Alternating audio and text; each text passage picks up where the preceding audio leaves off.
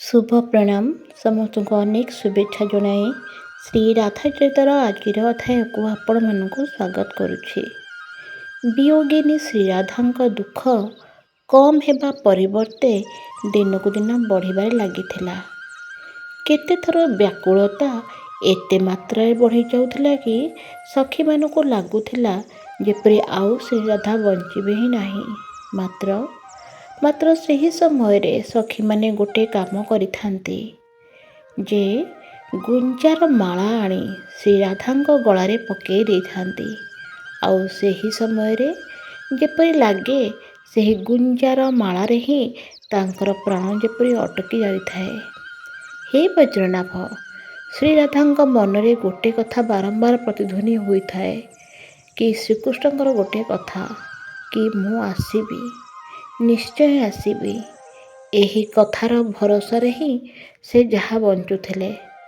मात्र श्रीकृष्ण आसिले नहीं काहींकि? वज्रनाभ आज ये प्रश्न करथिले। हे गुरुदेव, मते आपण क्षमा करिवे।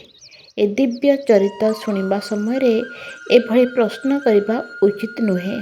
मात्र ए प्रश्न मते किछि दिन हेबो बहुत व्यस्त करुथिला। मु कौन करिबी? मते काहे लागुछि एपरि कृष्णंकर करिबार ही नथिला। मोर प्रथम प्रश्न यह कि कृष्ण मथुरा काहेंकि जाउथिले? आज जेपरि वज्रनाभ गोटे परे गोटे प्रश्न करबा आरंभ कर देइथिले महर्षि शांडिल्यंको।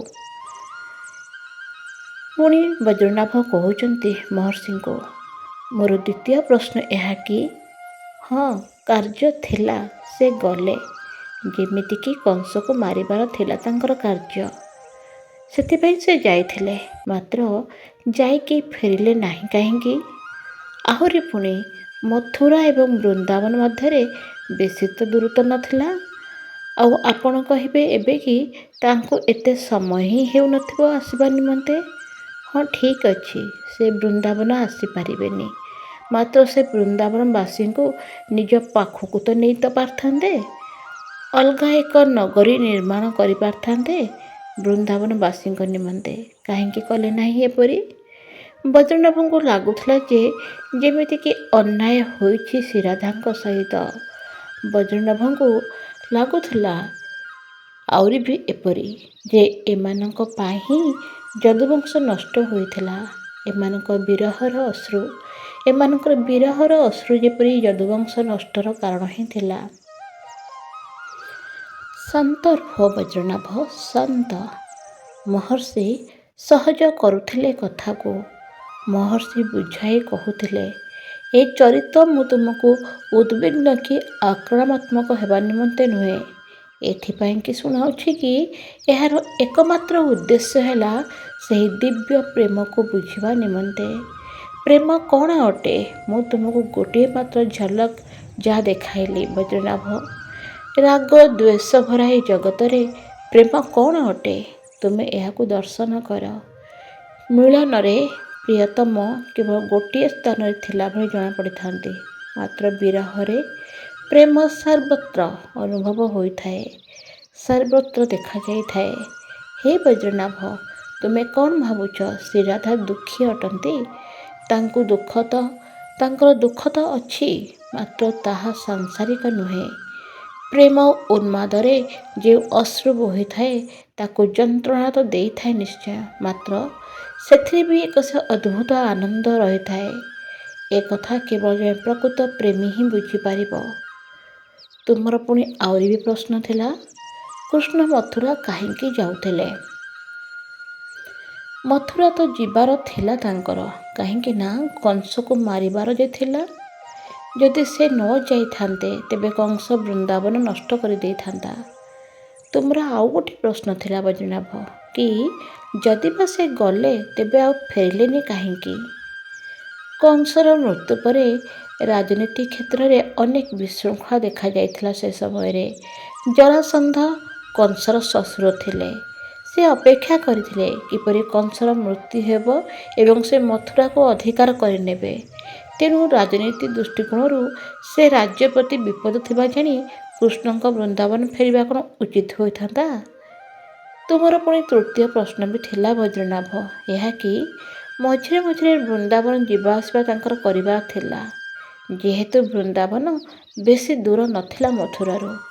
ଦେଖ ବୈଦ୍ୟନାଥ, ଯଦି କୃଷ୍ଣ ବୃନ୍ଦାବନ ଯିବା ଆସିବା କରିଥାନ୍ତେ, ରାଧା କି ଗୋପୀମାନଙ୍କ ସହିତ ଦେଖା ଚାହାଁ କରିଥାନ୍ତେ, ତେବେ ଶତ୍ରୁପକ୍ଷ କୃଷ୍ଣଙ୍କ ଦୁର୍ବଳତା ଜାଣିପାରିଥାନ୍ତେ। ତେବେ କ'ଣ ଏପରି ସ୍ଥିତି ଆସିନଥାନ୍ତା କି ଜରାସନ୍ଧ ତା ଲକ୍ଷ୍ୟ ବୃନ୍ଦାବନକୁ ହିଁ ବାଛିଥାନ୍ତା? ଯଦି ସେ ଯାତନା ଦେଇଥାନ୍ତା, ଭାବିଲ କୃଷ୍ଣଙ୍କ ଉପରେ କ'ଣ ବିତିଥାନ୍ତା? ତୁମେ ଆଉ ଗୋଟିଏ ପ୍ରଶ୍ନ ରଖିଥିଲ କି ବୈଦ୍ୟନାଥ, କୃଷ୍ଣ ଚାହିଁଥିଲେ ସମସ୍ତ ବ୍ରଜବାସୀଙ୍କୁ, ଗୋପୀ ଗୋପାଳଙ୍କୁ ମଥୁରାରେ ରଖାଇ ପାରିଥାନ୍ତେ। ହଁ, ଯଦି ବା ଡକାଇଥାନ୍ତେ, ସେମାନେ କ'ଣ କେହି ମଥୁରା ଯାଇଥାନ୍ତେ? ନା, ସେମାନେ କୃଷ୍ଣଙ୍କ ରାଜାବେଶକୁ କେବେ ବି ଗ୍ରହଣ କରିନଥାନ୍ତେ। ସେମାନେ ତ ତାଙ୍କ ଲହୁଣୀ ଚୋର ବଂଶୀ ବଜାଉଥିବା କାହ୍ନାକୁ ହିଁ ଚାହିଁଥିଲେ। ହେ ବୈଦ୍ୟନାଥ, ତୁମେ ପ୍ରେମର ଗୋଟିଏ ସିଦ୍ଧାନ୍ତକୁ ଏପର୍ଯ୍ୟନ୍ତ ବୁଝିନାହଁ। ରସ ସିଦ୍ଧାନ୍ତକୁ ବୁଝିବାକୁ ପଡ଼ିବ। ପ୍ରେମ କିଛି ଦିନହୀନ ନୁହେଁ କି ଦୟାର ଜିନିଷ ନୁହେଁ। ପ୍ରେମର ନିଜର ଏକ ସ୍ୱତନ୍ତ୍ର ଶୈଳୀ ଅଛି, ହେବା ବି ଉଚିତ। ହେ ବୈଦ୍ୟନାଥ, ଏସବୁ ଲୀଳା ହିଁ ଅଟେ। ଯାହା ମୁଁ ତୁମକୁ କହୁଥିଲି କି ଯେତେବେଳେ କୃଷ୍ଣଙ୍କୁ ରାଧାଙ୍କ ବିରହ ଅସହ୍ୟ ହେଉଥିଲା, ସେତେବେଳେ କୃଷ୍ଣ ନିଜ ସଖା ଉଦ୍ଧବଙ୍କୁ ପଠାଇଥିଲେ ବୃନ୍ଦାବନ। ହେ ଗୁରୁଦେବ, ମୋତେ ସେହି ପ୍ରସଙ୍ଗ ଅର୍ଥାତ୍ ଉଦ୍ଧବ ଏବଂ ରାଧାରାଣୀଙ୍କ ପ୍ରସଙ୍ଗ ଶୁଣାନ୍ତୁ। ମୋ ଆତ୍ମାକୁ ଶୀତଳତା ବା ଶାନ୍ତି ଅନୁଭବ ହେବ। ସେହି ବିଶୁଦ୍ଧ ପ୍ରେମର ପରିଭାଷା ବୁଝାଇବା ନିମନ୍ତେ ହିଁ ତ କୃଷ୍ଣ ଏ ରାଧା ପ୍ରେମକୁ ଜଗତକୁ ଆଣିଥିଲେ, ଯାହାଦ୍ୱାରା କି ସ୍ୱାର୍ଥରୁ, ରାଗରୁ, ଅହଙ୍କାରରୁ ଦୂରେଇବା ନିମନ୍ତେ ଏବଂ ପ୍ରେମ କ'ଣ ତାହା ଜାଣିବା ନିମନ୍ତେ। ଯାହା ଏତେ ସବୁ ଦିବ୍ୟ ଲୀଳାର ରଚନା ମହର୍ଷି କହୁଥିଲେ ବୈଦ୍ୟନାଥଙ୍କ ଆଗରେ। କ'ଣ କହିଲେ ଉଦ୍ଧବଙ୍କ ବିଷୟରେ ଜାଣିବା ଆଗାମୀ ଅଧ୍ୟାୟରେ। ଧନ୍ୟବାଦ, ନମସ୍କାର।